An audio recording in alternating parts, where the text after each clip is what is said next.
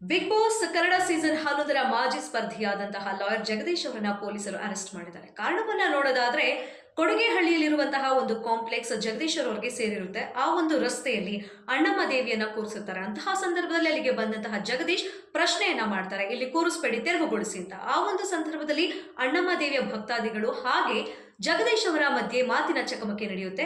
ಒಂದು ರೀತಿಯಾಗಿ ಅಲ್ಲಿ ಹಲ್ಲೆ ನಡೆಯುತ್ತೆ ಅಂತಲೇ ಹೇಳ್ಬೋದು. ಇದು ಜಗದೀಶ್ ಅವರು ಕೊಟ್ಟಿರುವಂತಹ ಒಂದು ಹೇಳಿಕೆ ಅಂತಲೂ ಕೂಡ ಹೇಳ್ಬೋದು. ಇಂತಹ ಸಂದರ್ಭದಲ್ಲಿ ಗನ್ಮ್ಯಾನ್ಗಳು ಗಾಳಿಯಲ್ಲಿ ಗುಂಡನ್ನ ಹಾರಿಸ್ತಾರೆ. ಆದ್ರೆ ಇಲ್ಲಿ ನೋಡೋದಾದ್ರೆ ಒಂದು ಅಂಶವನ್ನ ನಾವು ಗಮನಿಸಬೇಕಾಗತ್ತೆ. ಗನ್ಮ್ಯಾನ್ಗಳು ಇಟ್ಟಿರುವಂತಹ ಶಸ್ತ್ರಾಸ್ತ್ರಗಳು ಉತ್ತರ ಪ್ರದೇಶದಲ್ಲಿರುವಂತಹ ಲೈಸೆನ್ಸ್, ಅಲ್ಲಿ ಮಾತ್ರ ಗುಂಡನ್ನ ಹಾರಿಸಬೇಕಾಗುತ್ತೆ. ಆದ್ರೆ ಇಲ್ಲಿ ಕಾನೂನು ಬಾಹಿರವಾಗಿ ನಿಯಮವನ್ನ ಉಲ್ಲಂಘನೆಗೊಳಿಸಿ ಜಗದೀಶ್ ಅವರ ಗನ್ಮ್ಯಾನ್ಗಳು ಗಾಳಿಯಲ್ಲಿ ಗುಂಡನ್ನ ಹಾರಿಸುತ್ತಾರೆ. ಈ ಒಂದು ಕಾರಣಕ್ಕಾಗಿ ಪೊಲೀಸರು ಜಗದೀಶ್ ಮತ್ತು ಗನ್ಮ್ಯಾನ್ಗಳನ್ನ ಅರೆಸ್ಟ್ ಮಾಡಿರ್ತಾರೆ. ಹಾಗೆ ಆರೋಪಕ್ಕೆ ಒಳಗಾದಂತಹ ಹಲ್ಲೆಗೊಳಗಾದಂತಹ ತೇಜಸ್ ಅವರು ಕೂಡ ಈ ಒಂದು ದೂರನ್ನ ನೀಡಿರ್ತಾರೆ. ಆ ಒಂದು ಕಾರಣದಿಂದಾಗಿ ಜಗದೀಶ್ ಹಾಗೆ ಗನ್ಮ್ಯಾನ್ಗಳನ್ನ ಕೊಡಗೇಹಳ್ಳಿ ಪೊಲೀಸ್ ಸ್ಟೇಷನ್ ಅಲ್ಲಿ ಪೊಲೀಸರು ಅರೆಸ್ಟ್ ಮಾಡಿದ್ದಾರೆ.